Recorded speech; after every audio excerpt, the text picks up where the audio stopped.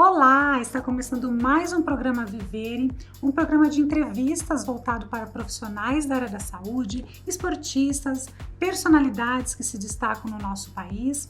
Eu sou a Priscila Martelli e hoje vou falar sobre rinoplastia. Nós sabemos que a rinoplastia está ligada à estética, mas o que a gente não sabe é que ela pode corrigir disfunções respiratórias. Em 2020, foi a cirurgia facial mais realizada no país.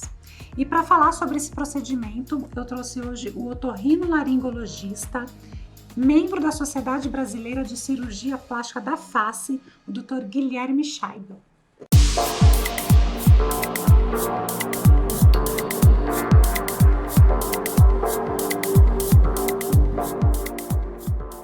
Seja muito bem-vindo, doutor. Obrigada pela sua presença. Eu que agradeço, Priscila.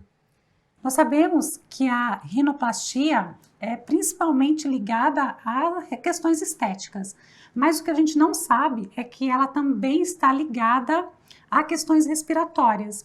Queria saber de você, doutor, quais questões a rinoplastia pode resolver além da estética?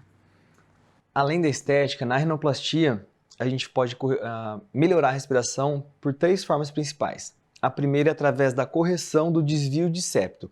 O septo é essa estrutura aqui no meio do nariz. Em quase todo mundo tem um leve desvio que ele obstrui a passagem de ar. Então imagina que a gente tem as duas narinas aqui, o septo no meio, ele pode estar desviado, vou fazer aqui com essa mão, ele pode estar desviado aqui e bloquear uma das passagens de ar. Então corrigindo o septo, centralizando, já melhora a respiração. Outra estrutura que a gente pode melhorar na cirurgia é o aumento dos cornetos. Aí imagina que a gente tem um corredor e nesse corredor tem uma estrutura que está obstruindo a passagem. É o corneto. Ele tem uma função que é de esquentar e umidificar o ar, mas em muitas pessoas ele está aumentado. Então, quando isso acontece, a gente pode fazer um procedimento, dá para fazer uma cauterização, que é colocar uma corrente elétrica ali. Eu utilizo um laser de gás carbônico, que é um pouquinho mais moderno, que ele faz a redução desse corneto e isso melhora a passagem de ar. Isso aí não necessariamente precisa ser feito junto com uma rinoplastia, pode ser feito separadamente. Mas para quem vai fazer a rinoplastia, a gente já aproveita a retirada desse septo, que muitas vezes está desviado, para estruturar a parede lateral. Então eu vou dar um exemplo em mim que eu tenho um pouquinho, a gente chama de colapso de válvula, que é quando a pessoa respira e a narina fecha um pouquinho. Então eu vou fazer em mim, ó. A direita fecha um pouquinho, tá? Eu consigo controlar isso, porque eu tenho um pouquinho de noção muscular, então se eu contrair a musculatura, ela não fecha.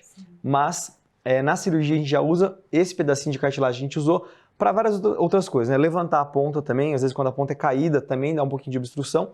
Então a gente usa o enxerto para estruturar o nariz, por exemplo, colocar a ponta no lugar e também estruturar essa parte lateral, que vai dar um suporte, como se fosse um telhadinho, para quem tem problema de colapso de válvula, vai ter mais força nessa parede lateral e quando respirar não fecha. Então por esses três princípios a gente consegue melhorar a respiração com a rinoplastia.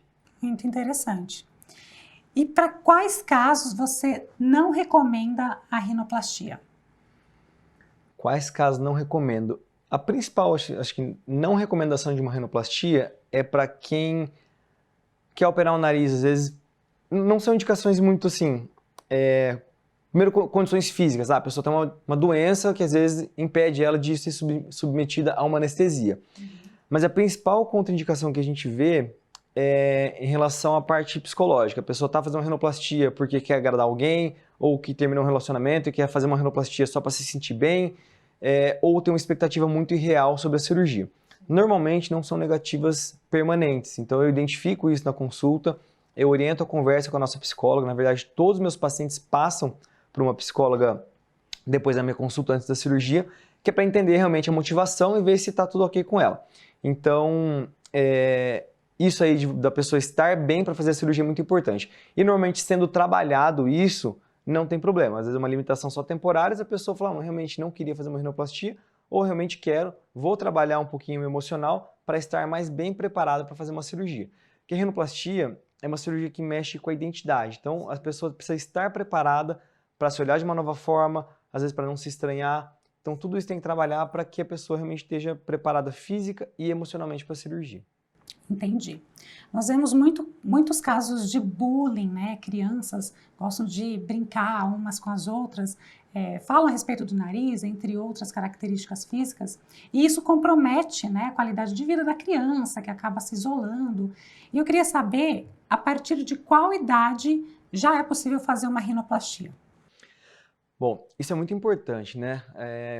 Essa questão do bullying, tirar sarro, isso ainda mais uma criança pequena. Na verdade, assim, o nariz dificilmente ele é feio numa idade muito pequena. Ele começa a aumentar um pouquinho de tamanho, a cair um pouquinho da ponta, aí a partir dos 8, 10 anos. É quando tem o pico de crescimento e aí o nariz acaba crescendo também. Tanto que, a pessoa pergunta, né, quando que eu posso operar?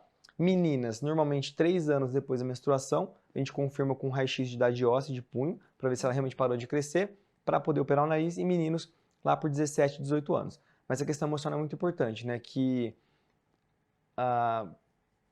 quem está recebendo aquela agressão, e é uma questão, como está no meio do rosto, é uma questão de identidade.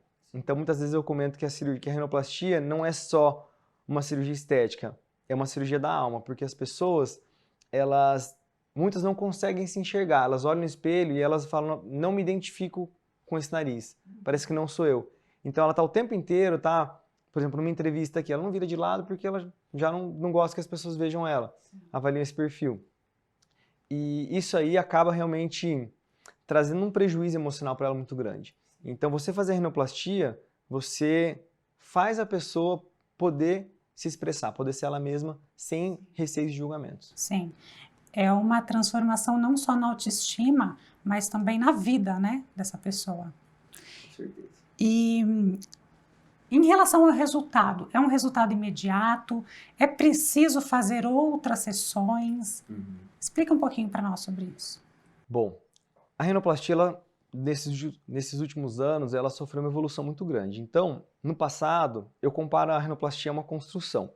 Então, por exemplo, antigamente, a ideia da rinoplastia era você retirar a cartilagem do nariz. Então, eu vou comparar, imagina que você tem lá o teu predinho e você quer reformar ele. E aí você vai contratar uma pessoa para fazer essa reforma. De repente, você contrata uma pessoa sem muita experiência, onde ela vai lá, em vez de reformar, ela começa a quebrar as colunas das paredes e destrói com tudo. Com o tempo, aquela estrutura desaba. Então, é exatamente isso que faziam com os narizes antigamente. Infelizmente, algumas pessoas ainda utilizam essas técnicas, que a gente chama de rinoplastia ressectiva, onde só é retirado cartilagem e não é estruturado nada. Então, você vai tirando estrutura, tira, na verdade, uma das coisas que eu comentei, da estrutura da parede lateral. Então, quando você tem a cartilagem meio volumosa, antigamente se preconizava retirar um pedaço dela. E aí o que acontecia? Acho que todo mundo já sabe, eu já vi alguém que tem aquela narina para cima, assim, retraída. É cara de rinoplastia. Você olha e fala, essa pessoa fez plástico. Por quê? É uma coisa simples, tem um pouquinho de volume aqui, vou tirar um pouquinho de cartilagem, essa cartilagem retrai e afunda e dá colapso e problema respiratório. E aí você pode fazer uma estrutura pequena, vamos comparar a construção de novo. Você pode armar uma tenda, por exemplo. É rápida e vai pouco material. Você pode construir uma casa, leva mais tempo, ou você pode construir e decorar um prédio, que vai muito mais material e leva muito mais tempo. Então a filosofia minha, pelo menos, é de estruturar muito bem o nariz para que ele fique muito estável e não modifique com o tempo. Então, chegando à tua pergunta, se você fizer uma rinoplastia ressectiva, a chance de você precisar fazer uma nova cirurgia para correção é muito grande. Se você já pensa a longo prazo, estrutura muito bem aquele nariz para que ele fique muito estável e não se mexa, não colapse com o tempo, não caia a ponta, é uma vez só. Então, por isso que a rinoplastia, pelo menos da forma que eu acredito que deva ser feito, é você estruturar muito bem o nariz para que ele realmente fique bem estável e não precise refazer por conta de queda, de colapso de válvula e outras coisas. Entendi. E se caso precisar refazer, como que é essa segunda etapa? Refazer. Normalmente, para reoperações, lembra do septo que a gente usa para rinoplastia? Mesmo quando as pessoas fazem aquela cirurgia ressectiva, elas chamavam o otorrino, ou enfim, o otorrino fazia, e retiravam a parte do septo para corrigir a parte funcional e muitas vezes nem utilizava para cirurgia. O que acontece? Na revisão, a gente não tem muito mais cartilagem, a gente precisa de mais cartilagem para reestruturar. Então, imagine que a gente tinha uma estrutura para ser consertada, de novo, uma construção. Como a gente tirou a estrutura dela, a gente precisa de mais material para reconstruir. Então, normalmente a gente vai precisar de cartilagem de costela. Tá? Mas tirar uma costela para fazer a rinoplastia? Sim. A cartilagem de costela, na verdade, não é uma costela inteira, o pessoal acha que é uma costela inteira que tira, não. A costela, ela é aqui, um pedacinho, não sei se está mostrando eu inteiro? Tá. A costela, ela é óssea, ela vem até aqui, a partir daqui ela vira cartilagem. Então a gente vai fazer um cortezinho, normalmente mulheres bem abaixo do sulco, no mesmo lugar onde faz a prótese de silicone, e tira um bloquinho, mais ou menos um dedo assim de costela, onde a gente vai lapidar essa costela, vai fatiar e vai usar para reestruturar o nariz. Então, no caso de reoperação, na maioria das vezes é dessa forma que a gente faz. Então pega essas lâminas de costela e vai remontando a ponta, remontando a parede lateral, aumentando o dorso, para reconstruir o que foi destruído numa cirurgia anterior. Entendi. E como é uma questão que atrapalha a qualidade de vida das pessoas, é possível realizar essa cirurgia através do SUS? Sim, o SUS, acredito que tenha, depende do serviço, na verdade, mas tem sim, não em todos os lugares. Por exemplo, na minha residência, onde eu fiz a otorrino, era muito limitado o acesso à rinoplastia pelo SUS, mas tinha alguns casos sim. Mas realmente depende do serviço, mas tem pelo SUS. Entendi. E quais questões um paciente deve levar em consideração quando ele decide fazer uma rinoplastia, em relação a profissional, em relação à técnica? Qual é a sua dica em relação a essa questão? Isso é uma das coisas mais importantes da conversa de hoje, realmente, se você pensa em fazer uma rinoplastia, pesquisar o profissional. Então, ver resultado, seguir no Instagram. Eu, particularmente, se eu fosse fazer qualquer cirurgia em mim, eu procuraria um profissional que só faz aquilo. Porque eu sei que ele se especializou naquilo lá e provavelmente ele esteja mais atualizado do que alguém que acaba fazendo de tudo. Então, pesquisar, ver se ele é otorrinolaringologista ou cirurgião plástico, são as duas áreas que são habilitadas a fazer essa cirurgia. Hoje em dia a gente tem que ter muito cuidado com o profissional, porque existem profissionais não médicos realizando rinoplastia, e é aquela cirurgia antiga, que faz ressecção e os problemas muitas vezes não aparecem de imediato, vão aparecer com o passar dos anos.